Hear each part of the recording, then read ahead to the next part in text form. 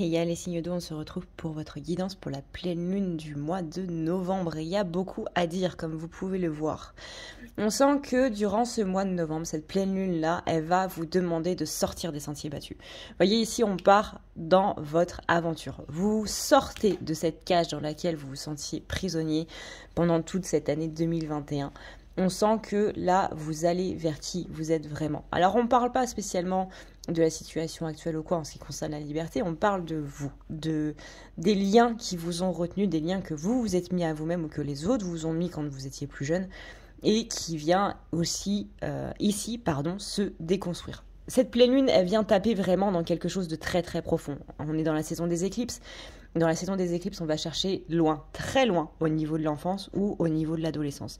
Mais une période clé de votre histoire qui a fait que vous êtes devenu ce que vous êtes aujourd'hui. Alors non pas que c'est une mauvaise chose, pas du tout, mais on est plus ici au niveau de ce qui vous réfrène, voyez, de ce qui vous limite. Et là, on va lever les dernières limites justement pour partir à cette aventure. Et l'objectif de cette aventure, c'est de se trouver soi-même. Là, il n'est plus question de qu'est-ce que j'ai envie de faire, il est question de je sais ce que j'ai envie de faire, mais je ne sais pas comment le mettre en place. Et bien là, on est un petit peu dans une histoire de YOLO, je m'en fiche, j'y vais et on verra après ce que les autres diront de moi. On est aussi dans cette protection là qu'on s'était mis et qu'on fait un petit peu, vous voyez, voler en éclats.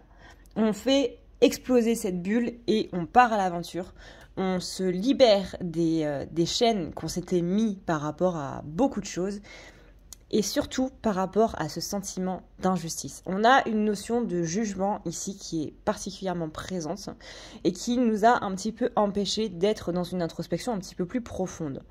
Donc attention du coup à cette pleine lune qui risque de chambouler sévère, mais en ce qui vous concerne les signes d'eau, vraiment, je trouve ça assez positif dans le sens où on a vraiment cette notion de je pars à l'aventure et je pars vers la meilleure version de moi-même. Et peu importe ce qu'on va dire, je me libère d'absolument tout ça.